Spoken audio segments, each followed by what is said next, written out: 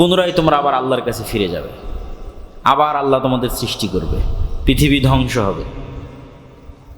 এটা হলো কোরআনের দ্বিতীয় সামারি। তো মানুষ অনেক সময় মনে করে যে এই কিয়ামতের আলোচনা তো পৃথিবীর এমন কোনো নবী নাই যে নবী করেন, আদম আলাইহিসসালাম থেকে মুহাম্মদ সাল্লাল্লাহু আলাইহি ওয়াসাল্লাম পর্যন্ত তো কই কিয়ামত এখনো হয়নি। তো তার উত্তরে সালাফে সালেহিন বলেছেন যে মানুষের মৃত্যুই তার কিয়ামত।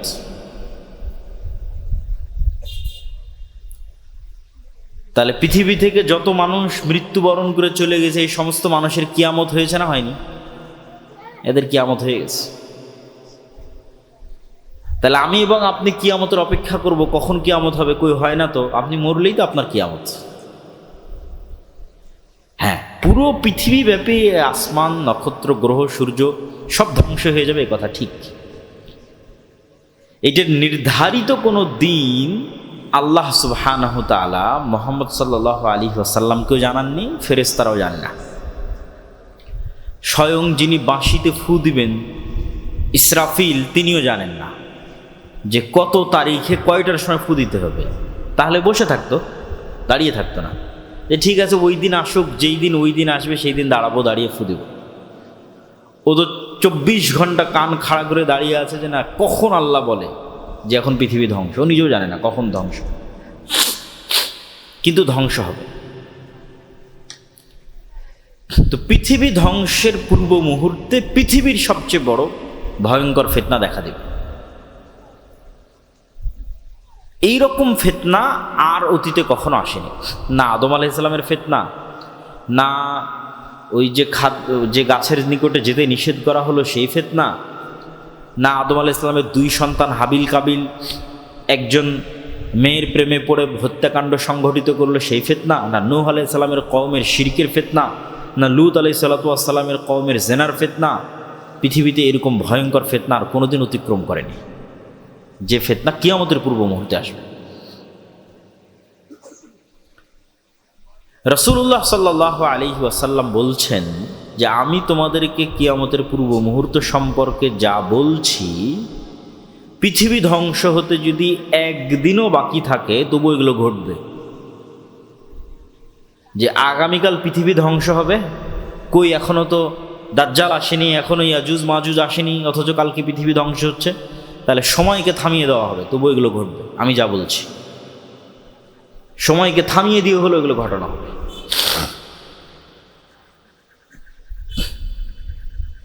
তো কিয়ামতের পূর্ব মুহূর্ত সম্পর্কে রাসূলুল্লাহ সাল্লাল্লাহু আলাইহি ওয়াসাল্লাম যা বলেছেন তা ঘটবে। আমাদের জন্য সবচেয়ে আতঙ্ক এবং ভয়ের বিষয় কি? সেটা হচ্ছে কিয়ামতের সবচেয়ে বড় আলামত চলে এসেছে। এটা হলো আমাদের জন্য সবচেয়ে আতঙ্কের বিষয়। সেটা কি? কিয়ামতের সবচেয়ে বড় আলামত হচ্ছে মুহাম্মদ সাল্লাল্লাহু আলাইহি ওয়াসাল্লামের প্রেরিত হওয়া। এটা কিয়ামতের সবচেয়ে বড় আলামত।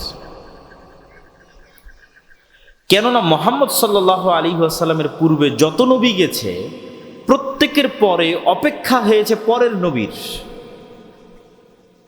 উনি শেষ নবী নয়। ঈসা ইসলামের পরে আরেক নবী আসবে, মুসা আলাইহিস সালামের পরে আরেক নবী আসবে, দাউদ সুলাইমানের পরে আরেক নবী আসবে। তাহলে তো কিয়ামত তো এখন আসতেছে না। কিন্তু মুহাম্মদ সাল্লাল্লাহু আলাইহি ওয়াসাল্লাম এসেছে মানে এর পরে কি হবে বলেন তো? কিয়ামত হবে। একদম সঠিক উত্তর দিয়েছে যে মুহাম্মদ সাল্লাল্লাহু আলাইহি ওয়াসাল্লামের মৃত্যুর পরেই কি হবে? একটু জোরে বলেন তো কি হবে? কিয়ামত হবে।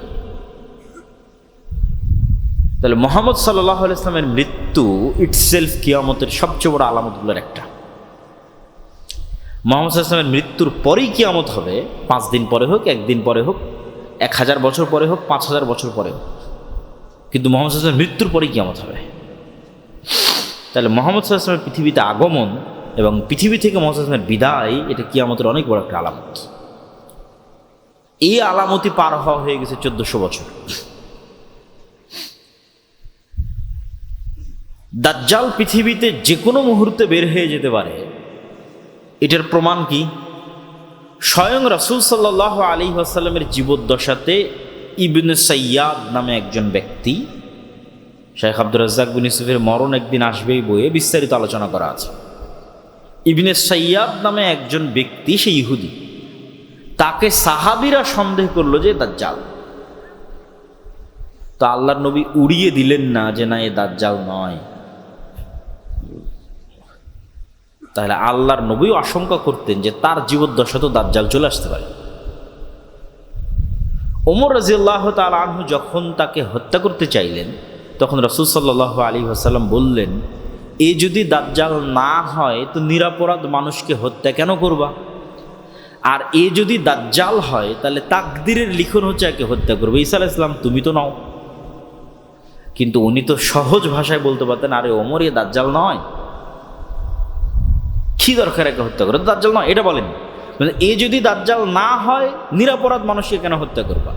যদি দাজ্জাল হয়, সম্ভাবনা আছে, যদি দাজ্জাল হয় কে হত্যা করবে? ঈসা আলাইহিস সালাম। তাহলে আজ থেকে 1400 বছর আগে মুহাম্মদ সাল্লাল্লাহু আলাইহি ওয়াসাল্লাম আশঙ্কা করতেন যে কোনো মুহূর্তে দাজ্জাল বের হয়ে যেতে পারে। তাহলে যে কোনো মুহূর্তে দাজ্জাল বের হয়ে যেতে পারে, এটার সম্ভাবনা আছে। এটা অস্বাভাবিক এবং অলৌকিক কোনো ঘটনা নয়, পৃথিবীর সব নবী রাসূল বলে গেছে। তো কিয়ামতের পূর্ব মুহূর্তে যে ঘটনাগুলো সংঘটিত হবে, এগুলো সম্পর্কে অনেক কানাঘোষা, অনেক ভুল ব্যাখ্যা, অনেক বিভ্রান্তিকর ব্যাখ্যা, সময় উল্লেখ করা, একটাকে আরেকটার সাথে লাগানো, এগুলো এই যুগে এসে প্রচুর পরিমাণে হচ্ছে। এই জন্য আমাদের সঠিক হাদিস জানা যেমন দরকার, সঠিক ব্যাখ্যা জানাও তেমন দরকার। আর এই বিষয়ে সংক্ষিপ্ত আলোচনা করার কারণ হচ্ছে যে কোরআন এবং হাদিসে দাজ্জালের কথা আছে, শেষ জামানার যুদ্ধের কথা আছে, কিন্তু আধুনিক বিশ্বে কখনো এই কথা এভাবে আলোচিত হয়নি। আজকের পূর্বে মুসলমানদের মধ্যে আলোচনার কথা বলতেছে না, মুসলমানদের আলেম ওলামা বক্তারা আজীবনী দাজ্জাল সম্পর্কে লিখেছে, কিয়ামতের পূর্ব মুহূর্ত সম্পর্কে লিখেছে, কিয়ামত সম্পর্কে লিখেছে, এটা মুসলমানদের কাছে স্বাভাবিক ঘটনা। কিন্তু সারা বিশ্বব্যাপী আলোচনা হবে, এটা ব্যতিক্রম।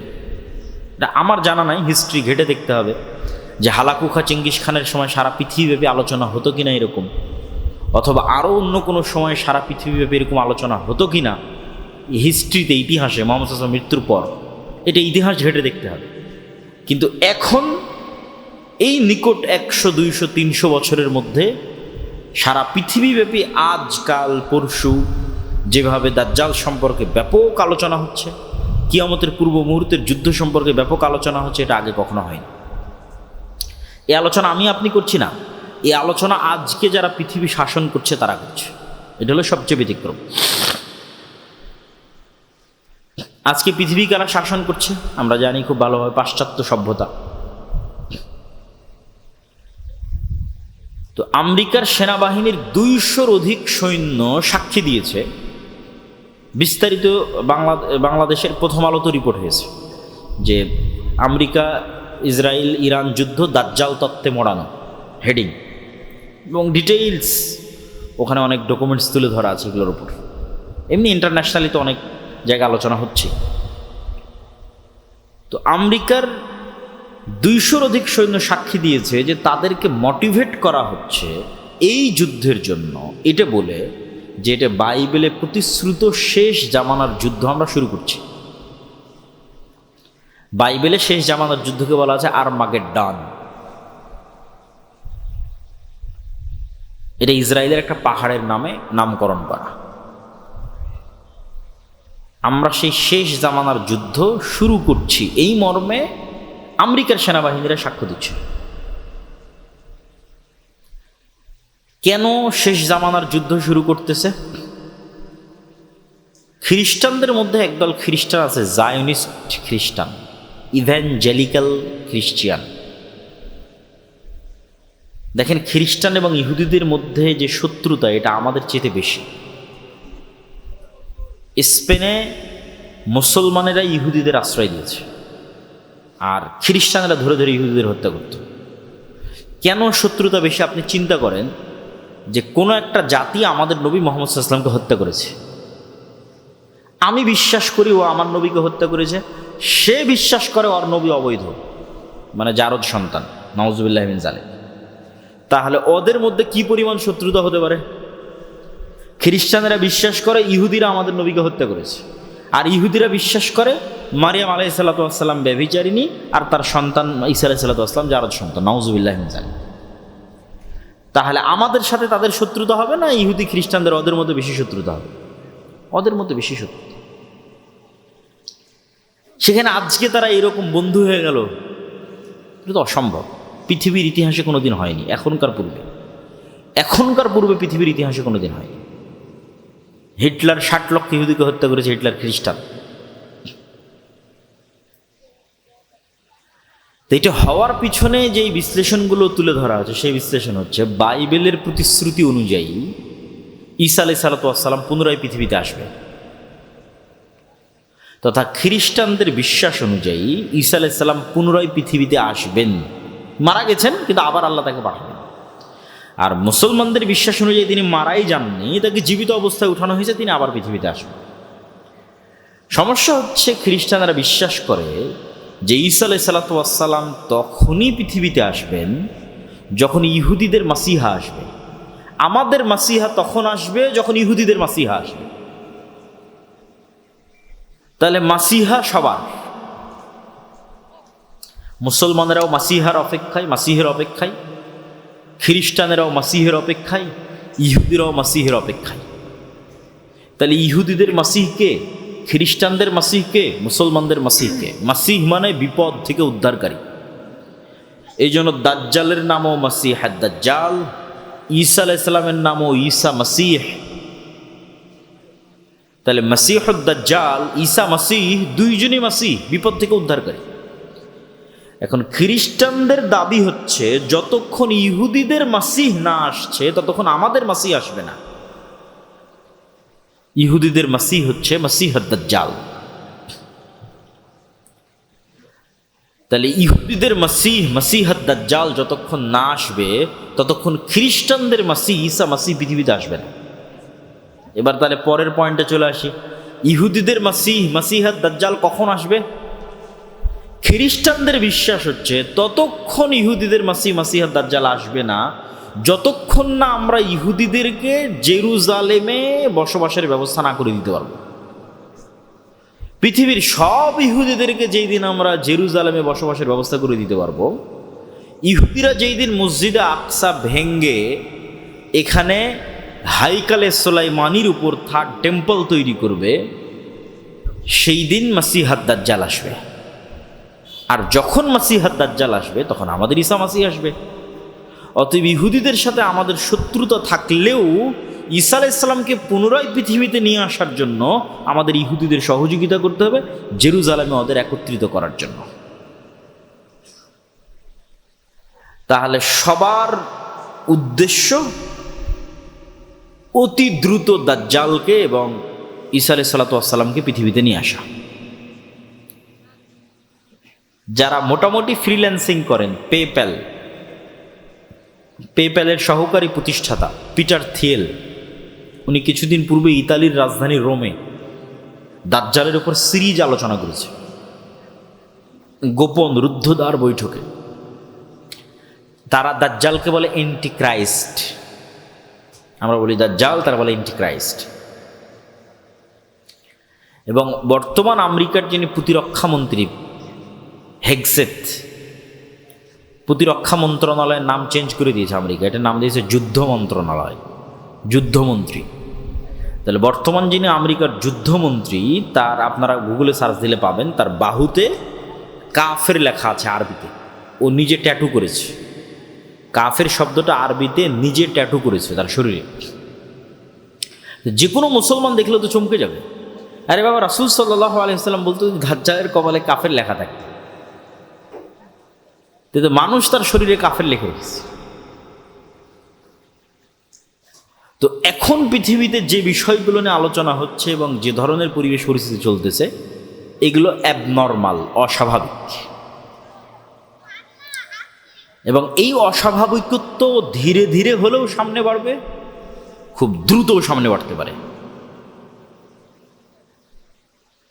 তো দাজ্জালের ফিতনা সম্পর্কে রাসূল সাল্লাল্লাহু আলাইহি ওয়াসাল্লাম বলছেন যে সব ধন সম্পদ, আসমানের বৃষ্টির মালিকানা আর জমিনের ফসল উৎপাদনের মালিকানা সব থাকবে দাজ্জালের একচ্ছত্র আধিপত্যে। যে দাজ্জালের উপর ঈমান আনবে তাকে দেওয়া হবে, যে ঈমান আনবে না তাকে দেওয়া হবে না। এর চাইতে ভয়ঙ্কর ফিতনা পৃথিবীতে আর কোনোদিন যায়নি। তাহলে এখন আপনি চিন্তা করেন যে আজকে আমরা কাশিম বাজারে যে পেট্রোল পাম্পে তেল দেওয়া হবে শুনে সারা গাড়ির সেখানে লাইন হয়েছে তেল দেওয়া হবে মর্মে। কালকে আপনাকে বলা হলো যে বিদ্যুৎ অফ, নাই বিদ্যুৎ, কিন্তু বাংলাদেশের তো নিজের তেল নাই, নিজের গ্যাস অত নাই। বাহিরের দেশ বিদ্যুৎ তেল দিলেই বাংলাদেশে বিদ্যুৎ চলবে। তাহলে তোমার বিদ্যুৎ অফ, তোমার গাড়িতে তেল অফ। আজকে যদি বিদ্যুৎ অফ হয় 2 দিনের মধ্যে সব মোবাইল বন্ধ হয়ে যাবে, সব মোবাইল সব কম্পিউটার বন্ধ হয়ে যাবে। তাহলে আমরা 1 সেকেন্ডে 100 বছর পূর্বে ফিরে যাব। আজ থেকে 100 বছর পূর্বে তানোরে গরুর গাড়ি চলতো, সেই গরুর গাড়ি অথবা সাইকেল অথবা ঠেলা গাড়ি অথবা পায়ে হেঁটে। এখন আপনাকে বলা হচ্ছে যে ঠিক আছে, তোমাকে তেলও দেওয়া হবে, বিদ্যুৎও দেওয়া হবে, সব দেওয়া হবে, দাজ্জালকে মানো। আপনি চিন্তা করেন যে আপনি এখন বসে চিন্তা করেন যে এই ফিতনা কি ভয়ঙ্কর হতে পারে। এটাই ঘটবে আমি সেটা বলছি না, কোরআন এবং হাদিসে তো এর চেয়ে ভয়ঙ্করটা বলা আছে যে আকাশে বৃষ্টি বর্ষণ করবে না। এই তেল তো সামান্য কিছু। যে অঞ্চলের মানুষ দাজ্জালের উপর ঈমান আনয়ন করবে না, ওই অঞ্চলের মাটিতে গাছ হবে না, ধান হবে না। জমিন দাজ্জালের কথা শুনে উৎপাদন বন্ধ করে দিবে, আসমান দাজ্জালের কথা শুনে বৃষ্টি বর্ষণ বন্ধ করে দিবে। এই ক্ষমতা আল্লাহই দাজ্জালকে দিবে। হবে বৃষ্টি, হবে ফসলও হবে, দাজ্জালের প্রতি ঈমান আনয়ন করে। তো এখন আপনি চিন্তা করেন, যার ন্যূনতম অবৈধ সম্পদের উপর লোভ আছে এবং যার পরকালের উপর অগাধ আস্থা ও ইয়াকিন নাই, সে কি ফিতনা থেকে বাঁচতে পারবে? কোনো সুযোগ নেই। যার 1 টাকার প্রতি অবৈধভাবে ইনকামের ইচ্ছা আছে, যে লোভ সামলাতে পারে না, যে এই 1 টাকা আসবে এটা আমি একটু অবৈধভাবে ইনকাম করি নি, এই লোভ যে সামলাতে পারে না, এই দাজ্জালের এই লোভ সামলাতে পারবে না, ঈমান বিক্রি করে দেবে। আর একটা কি বলেছি, পরকালের উপর অগাধ আস্থা। মানে আপনি কিসের আশায় দাজ্জালের বৃষ্টিও নিবেন না, দাজ্জালের ফসলও নিবেন না, দুর্ভিক্ষে না খেয়ে মারা যাবেন, কিসের আশায়? পরকালে জান্নাতের আশা। যে চোখে জান্নাত দেখতে পায় না, ও এটার উপর টিকে থাকতে পারবে না। ওই যে আসহাবুল উখদুদের ঘটনা আল্লাহ সুবহানাহু ওয়া তাআলা কোরআন মাজিদে বলেছে যে আসহাবুল উখদুদকে বলা হলো ঈমান ত্যাগ করো, না হয় আগুনে ঝাঁপিয়ে পড়ো।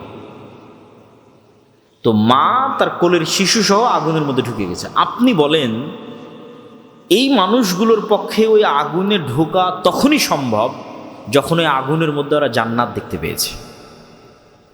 যে আমরা আগুনে ঢুকছি না জান্নাতে ঢুকছি? বলেন, আগুনে ঢুকছে না জান্নাতে ঢুকছে? জান্নাতে ঢুকতেছে। ও যদি মনে করে আমি আগুনে ঢুকছি, ঢুকতে পারবে না, সম্ভব না। আর যখন মনে করে যে আমি আগুন থেকে বের হয়ে আমার বাড়িতে ফিরে যে আরামে ছেলে মেয়ে নিয়ে থাকি, তখন মনে করছে যে আমার বাড়িতে তো জাহান্নামের আগুন জ্বলছে, এখানে কেমনে ফিরে যায়? তাহলে সামনে জান্নাত, পিছনে জাহান্নামের আগুন, কোনটা আমি অ্যাকসেপ্ট করব? এই পরকালের উপর এই মাত্রার ইয়াকিন যতক্ষণ আপনার না আসবে, আপনি ঈমান নিয়ে এই পৃথিবীতে টিকতে পারবেন না। আল্লাহর পথে যাত্রা বইটা শুধু এই জন্যই লেখা, নতুন যে বইটা আমার লেখা, যে মানুষের ঈমানকে মজবুত করা। ঈমানই মানুষের সম্বল। আল্লাহর ক্ষমতা ও শক্তির প্রতি ঈমান, পরকালের প্রতি অগাধ আস্থা, অগাধ বিশ্বাস, এটা ছাড়া বাঁচার কোনো রাস্তা নেই। এই একই কথা রাসূল সাল্লাল্লাহু আলাইহি ওয়াসাল্লাম বলতেছে যে দাজ্জালের জান্নাত হবে জাহান্নাম, আর দাজ্জালের জাহান্নাম হবে জান্নাত। সেম কথা, যা আসহাবুল উখদুদের সাথে ঘটেছে। সূরা বুরুজের মধ্যে আল্লাহ সুবহানাহু ওয়া তাআলা বলেছে।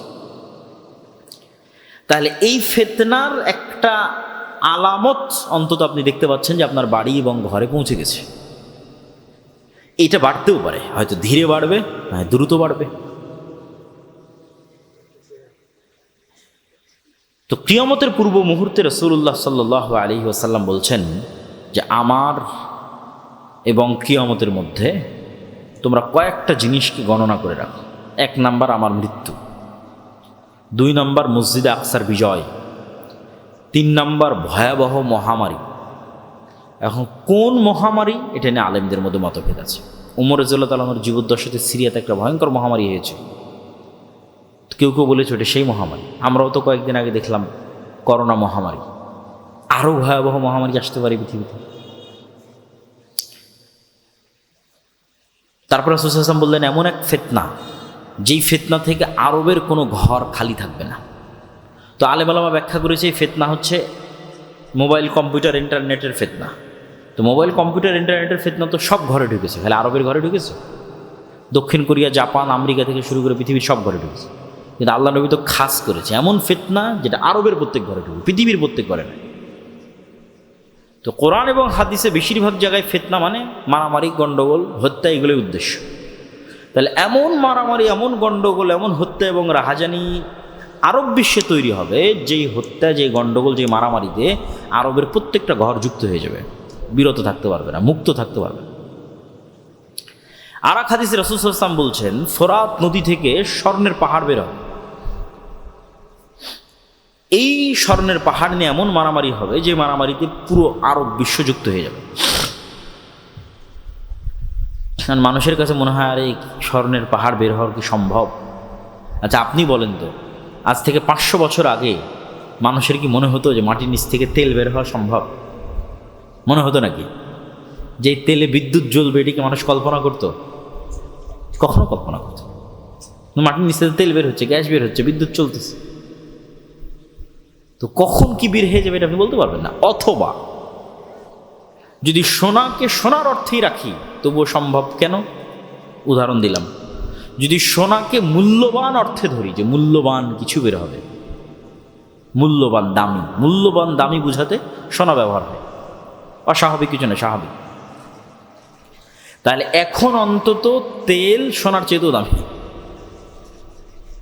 তেলের যে অবস্থা স্বর্ণের চেয়েও দামি। সারা পৃথিবীতেই টিকে আছে তেলের উপর, সারা পৃথিবী। তাহলে এখন কিসের যুদ্ধ চলছে? জ্বালানি যুদ্ধ, তেলের যুদ্ধ। তেল নিয়ে মারামারি, ভেনেজুয়েলার সাথে মারামারি তেল নিয়ে, ইরানের সাথে মারামারি তেল নিয়ে, আরব বিশ্বের সাথে মারামারি তেল নিয়ে। এই যুদ্ধের সামনে আরও বাড়তে পারে। তো রাসূল সাল্লাল্লাহু আলাইহি ওয়াসাল্লাম আরব বিশ্বে এরকম এক ভয়াবহ ফিতনার কথা বলে গেছেন, যেই ফিতনায় আরবের প্রত্যেক ঘর যুক্ত হবে। এই সেই ফিতনা নয়, আরবের প্রত্যেক ঘর ওই ফিতনায় যুক্ত হবে, ওই মারামারি, গণ্ডগোলে, কাটাকাটির সাথে যুক্ত হবে। তারপরে কি? একের পর এক আল্লাহ নবী গণাচ্ছে। এরপরে এই ফিতনার পরে আরবের প্রত্যেক ঘর যেই ফিতনায় যুক্ত হয়ে যাবে, এই ফিতনার পরে হুদনাতুন বাইনাকুম ওয়া বাইনার রোম, তোমাদের সাথে রোমানদের চুক্তি হবে। তো রাসূল সাল্লাল্লাহু আলাইহি ওয়াসাল্লাম যখন রোম শব্দ উচ্চারণ করছেন, তখন রোম হচ্ছে আজকের তুরস্ক। আজকের তুরস্কের রাজধানী ইস্তাম্বুল, যাকে ইংরেজিতে বলে কনস্টান্টিনোপল, সেখানে বাইজেন্টাইন রোমান এম্পায়ার ছিল অর্থোডক্স খ্রিস্টানদের, যে অর্থোডক্স খ্রিস্টানরা এখন রাশিয়ায় আছে। আর যদি রোমান মানে সব খ্রিস্টানদের ধরি, তাহলে ইউরোপ আমেরিকার খ্রিস্টানও আসতে পারে। আল্লাহ সুবহানাহু ওয়া তাআলা ভালো জানে এই হাদিস কিভাবে বাস্তবায়িত হবে, কারা উদ্দেশ্য। তো মুসলমানদের সাথে রোমান খ্রিস্টানদের চুক্তি হবে। চুক্তি হয়ে মুসলমান এবং রোমান খ্রিস্টানেরা তৃতীয় আর এক পক্ষের বিরুদ্ধে যুদ্ধ করবে। এই তৃতীয় পক্ষকে আল্লাহু আ'লাম। এই তৃতীয় পক্ষ ইহুদিরাও হতে পারে, হিন্দুরাও হতে পারে, বৌদ্ধরাও হতে পারে, অথবা রোমান দ্বারা যদি অর্থোডক্স খ্রিস্টান উদ্দেশ্য হয় তাহলে ক্যাথলিক ইউরোপ আমেরিকার খ্রিস্টানরা হতে পারে, অথবা রোমান দ্বারা যদি ইতালির রোম উদ্দেশ্য হয়, যেখান থেকে ইউরোপ উদ্দেশ্য হবে, তাহলে আমেরিকা, ইসরায়েল হতে পারে, রাশিয়া হতে পারে। তৃতীয় আর এক পক্ষের বিরুদ্ধে যুদ্ধ হবে। এই তৃতীয় আর এক পক্ষের বিরুদ্ধে যুদ্ধে তোমরা এবং রোমান খ্রিস্টানরা বিজয়ী হবে। বিজয়ী হওয়ার পর কেউ একজন ক্রুশকে উঁচিয়ে ধরে বলবে যে এই ক্রুশের কারণে, যে ক্রস চিহ্ন পাদ্রীদের গলায় থাকে, এইটার কারণে আমরা বিজয়ী হয়েছি। তখন এক মুসলমান উঠে ক্রোশটা ভেঙে দেবে যে আল্লাহর সাহায্যে আমরা বিজয়ী হয়েছি। ক্রোশ ভাঙার কারণে তর্ক বিতর্ক, গণ্ডগোল, মারামারি, যুদ্ধ, মুসলমান আর খ্রিস্টান মুখোমুখি হয়ে যাবে, যারা কিছুক্ষণ আগে চুক্তিতে ছিল। চুক্তি হয়ে আর এক তৃতীয় পক্ষের বিরুদ্ধে যুদ্ধ করেছে। আমার কেন জানি মনে হয় যে এই তৃতীয় পক্ষের বিরুদ্ধে যুদ্ধ ইহুদিদের সাথেও হতে পারে। কেন? রাসূলুল্লাহ সাল্লাল্লাহু আলাইহি ওয়াসাল্লাম আর এক হাদিসে বলেছেন যে ইহুদিদেরকে এমন ভয়াবহভাবে মুসলমানেরা হত্যা করবে একটা যুদ্ধে, কিয়ামতের পূর্ব মুহূর্তে এমন ভয়াবহভাবে হত্যা করবে যে পাথর এবং গাছ পর্যন্ত কথা বলবে যে মুসলমান আসো, আমার কি বলার নাম, আমার পিছনে ইহুদি লুকিয়ে আছে, হত্যা করো। এই যে পাথর এবং গাছ কথা বলবে, এটার সাথে আর একটা জিনিস আপনাকে বলে রাখি, রাসূল সাল্লাল্লাহু আলাইহি ওয়াসাল্লাম বলছেন মানুষের স্যান্ডেলও কথা বলবে, মানুষের রানও কথা বলবে। আর একটা কি বলেছে রাসূল সাল্লাল্লাহু আলাইহি ওয়াসাল্লাম বলেছেন যে কিয়ামতের পূর্ব মুহূর্তে দাব্বাতুল আরজ বের হবে, যে দাব্বাতুল আরজ হবে একটা জন্তু, একটা জানোয়ার যে কথা বলবে মানুষের সাথে, জাসসাসা, গোয়েন্দা। দাব্বাতুল আরজ তামিম আদ-দারির হাদিসে যখন দাজ্জালের সাথে দেখা করতে যায় তখন দাজ্জালের প্রবেশ মুখে এক জন্তু জানোয়ার দাঁড়িয়েছিল, যাকে হাদিসে বলা হয়েছে দাব্বাতুল আরজ, যার চেহারা কোন দিকে পিছন কোন দিকে বোঝা যায়নি। তো ওকে জিজ্ঞেস করে সাহাবীরা, তুমি কি বলে আনাল জাসসাস, আমি হচ্ছে গোয়েন্দা। তো প্রাণী কথা বলতেছে। আর মানুষের মনে হতে পারে যে প্রাণী কেমনে কথা বলতে, গাছ পাথর কেমনে কথা বলতে। মানুষের তৈরি সৃষ্টি জীব কথা বলতেছে এখন, যদিও সৃষ্টির ক্ষমতা মানুষের নাই, মানুষের বানানো বলতে পারে। যেমন মানুষের বানানো এআই এবং এআই ভিত্তিক রোবট আপনার সাথে কথা বলছে না? বলছে না, বলছে। আপনি এখন চ্যাট জিপিটির সাথে কথা বলেন, কথা বলবে। এখন জেমিনির সাথে কথা বলেন, কথা বলবে। আপনি যা বলবেন সে উত্তর দেবে সাথে সাথে। এই এআই তো পৃথিবীকে, যেমন ইন্টারনেট পৃথিবীকে চেঞ্জ করে দিয়েছে, সামাজিক যোগাযোগ মাধ্যম পৃথিবীকে চেঞ্জ করে দিয়েছে, বিদ্যুৎ পৃথিবীকে চেঞ্জ করে দিয়েছে, এআই পৃথিবীকে চেঞ্জ করে দিচ্ছে। কোথায় গিয়ে ঠেকবে আল্লাহ সুবহানাহু ওয়া তাআলা বলেন। তাহলে মানুষের বানানো জিনিস মানুষের সাথে কথা বলতেছে বুদ্ধিমত্তার সাথে, সেখানে আল্লাহ সুবহানাহু ওয়া তাআলার জীব জন্তু জানোয়ার কথা বলবে না, এটা বিশ্বাস করা পাগলামি, এটা বিশ্বাস করা বোকামি। তো ওই তৃতীয় পক্ষের যুদ্ধ ইহুদিদের সাথে হতে পারে, আল্লাহু আ'লাম। এবার তৃতীয় পক্ষের যুদ্ধের পর মুসলমান এবং খ্রিস্টানেরা মুখোমুখি। এই যুদ্ধে রাসূলুল্লাহ সাল্লাল্লাহু আলাইহি ওয়াসাল্লাম বলছেন, এই যুদ্ধের ভিন্ন ভিন্ন অ্যাঙ্গেলে অনেক হাদিস আছে, আমি সবগুলো সারমর্ম বলতেছি আপনাকে, সব হাদিসের সারমর্ম। রাসূল সাল্লাল্লাহু আলাইহি ওয়াসাল্লাম আর এক হাদিসে বলতেছেন, ততদিন পর্যন্ত কিয়ামত হবে না যতদিন না আমার উম্মত রোমানদের বিরুদ্ধে যুদ্ধ করে আমাক এবং দাবেক নামক জায়গায়। এই জায়গা কোথায়? এই জায়গা হচ্ছে আজকের সিরিয়া, যেখানে তুরস্কের সীমান্তের সাথে মিলেছে। এখনকার সিরিয়ার সীমান্ত যেখানে তুরস্কের সীমান্তের সাথে মিলেছে, ইদলিব শহর, সেখানে এই নামে জায়গা আছে, বিশাল খোলা মাঠ, আমাক এবং দাবেক। ওই জায়গায় আমার উম্মত যতক্ষণ রোমান খ্রিস্টানদের বিরুদ্ধে যুদ্ধ না করছে ততদিন কিয়ামত হবে না। সেই দিন মুসলমানদের যুদ্ধের হেডকোয়ার্টার থাকবে দামেস্ক নগরীর গুতা নামক জায়গায়। এটা ওই যুদ্ধের কথাই বলা হচ্ছে, যেটা রোমানদের সাথে হবে। আর এক হাদিসে রাসূলুল্লাহ সাল্লাল্লাহু আলাইহি ওয়াসাল্লাম বলছেন, ততদিন পর্যন্ত কিয়ামত হবে না যতদিন না আমার উম্মত বলেনি, ওখানে বলেছে ইসহাক আলাইহিসসালাতু ওয়াসসালামের বংশের ৭০,০০০ সদস্য এমন এক শহরের বিরুদ্ধে যুদ্ধ না করে, যেই শহরের এক পাশ সাগর এবং এক পাশ মাটি। তো আলেম ওলামা লিখেছে এই শহর হচ্ছে ইস্তাম্বুল, কুস্তান্তিনিয়া, কনস্টান্টিনোপল। তো আমার উম্মত যখন ওই ইসহাক আলাইহিস সালামের বংশের ৭০,০০০ মানুষ যখন ওই শহর বিজয়ে যাবে, তখন তাদের তরবারি চালানো লাগবে না, গুলি করা লাগবে না। তারা বলবে লা ইলাহা ইল্লাল্লাহ আল্লাহু আকবার, এটাতে শহর বিজয় হয়ে যাবে। লা ইলাহা ইল্লাল্লাহ এবং আল্লাহু আকবার আওয়াজ দিয়ে শহর বিজয় হবে। আর এক হাদিসে রাসূল সাল্লাল্লাহু আলাইহি ওয়াসাল্লাম বলছেন, অচিরেই কিয়ামতের পূর্ব মুহূর্তে এমন এক ভয়াবহ যুদ্ধ হবে যেটাতে রোমান এবং মুসলমানেরা মুখোমুখি হবে, যেটাতে রোমানেরা ৮০টি পতাকার অধীনে একত্রিত হবে। প্রত্যেক পতাকার অধীনে ১২,০০০ করে সেনাবাহিনী থাকবে, প্রায় কাছাকাছি ১০ লক্ষ পদাতিক যোদ্ধা নিয়ে তারা মুখোমুখি হবে মুসলমানদের। এই যুদ্ধে আমার উম্মত ৩ ভাগে বিভক্ত হবে। এই যুদ্ধে অংশগ্রহণ করার জন্য মদিনা থেকে তৎকালীন বিশ্বের সর্বশ্রেষ্ঠ সন্তানেরা বের হয়ে আসবে।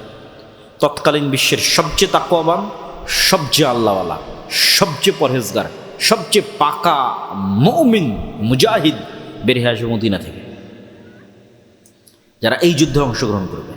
আমার উম্মত এই যুদ্ধে ৩ ভাগে বিভক্ত হবে। ১ ভাগ পালিয়ে যাবে যুদ্ধের মাঠ থেকে। এরা এত বড় কবিরা গুনাহ করবে যে আল্লাহ কিয়ামত পর্যন্ত এদের ক্ষমা করবে না। আর এক ভাগ মৃত্যুবরণ করবে, এরা পৃথিবীর সর্বশ্রেষ্ঠ শহীদ। আর এক ভাগকে আল্লাহ বিজয় দান করবে। কিন্তু বিজয়ের কোনো আনন্দ থাকবে না। কেন বিজয়ের কোনো আনন্দ থাকবে না?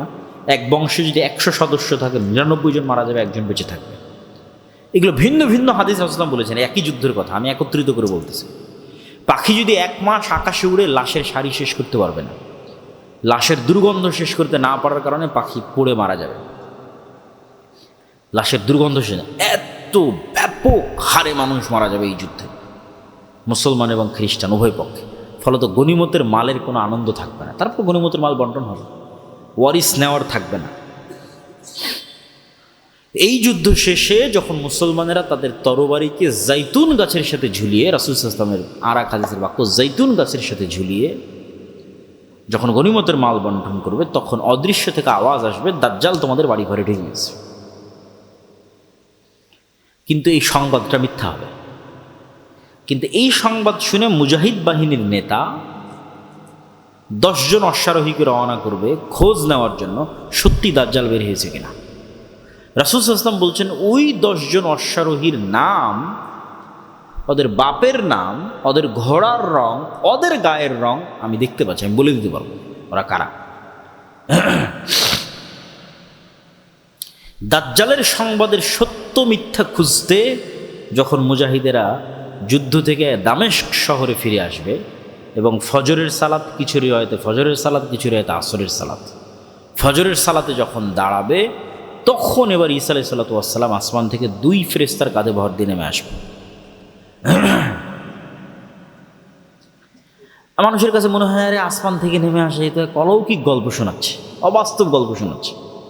অথচ দেখেন, আল্লাহ সুবহানাহু ওয়া তাআলা নিজেই আমাদেরকে কোরআনে বারবার বলছে যে আমি আদমকে কোথায় থেকে নামিয়ে দিয়েছি? আদম আর হাওয়াকে কই থেকে নামিয়ে দিয়েছি? আসমান থেকে নামিয়ে দিয়েছি, জান্নাত থেকে নামিয়ে দিয়েছি।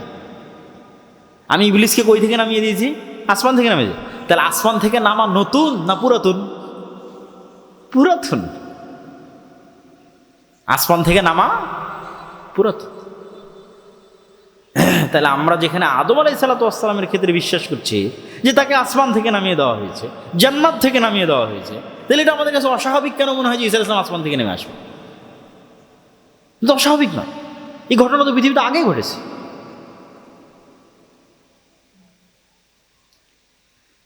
তো ঈসা আলাইহিস সালাতু ওয়াস সালাম পৃথিবীতে নেমে আসবে, ততদিনে কিন্তু সত্যি সত্যি দাজ্জাল বের হয়ে গেছে। এবার ততদিনে যে সত্যি সত্যি দাজ্জাল বের হয়ে গেছে, দাজ্জাল পৃথিবীতে থাকবে 40 দিন। তার প্রথম দিন হবে 1 বছর, দ্বিতীয় দিন হবে 1 মাস, তৃতীয় দিন হবে 1 সপ্তাহ, বাকি দিন হবে স্বাভাবিক দিন। তাহলে মোট কয় দিন হচ্ছে এখন হিসাব করেন? মোট হবে 1 বছর 2 মাস 14 দিন। কতদিন? 1 বছর 2 মাস 14 দিন সে পৃথিবীতে বিচরণ করবে। কিন্তু এই জায়গায় সবচেয়ে ভয়াবহ কথাটা বলা হলো যে প্রথম দিন হবে 1 বছর। কেমনে 1 বছর হবে একদিন? যদি আমরা আমাদের আধুনিক বিজ্ঞানের আলোকে চিন্তা করি, তাহলে পৃথিবী যেই গতিতে ঘুরতেছে আর সূর্য যেই গতিতে ঘুরতেছে, এটার মধ্যে পরিবর্তন লাগবে। এই ঘোরার গতিতে কি লাগবে? পরিবর্তন লাগবে।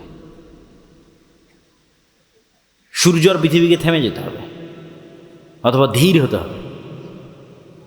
আর যদি বলি না, এই সিস্টেমের মধ্যে আল্লাহ অলৌকিকভাবে ঘটাবে, আল্লাহ সুবহানাহু ওয়া তাআলা ভালো জানেন।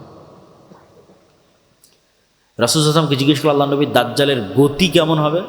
বলেন, কাগাইসিন ইস্তাদবারাতহুর রিহ, মেঘমালার যেমন গতি, আকাশে উড়ন্ত মেঘমালার যেমন গতি তেমন হবে।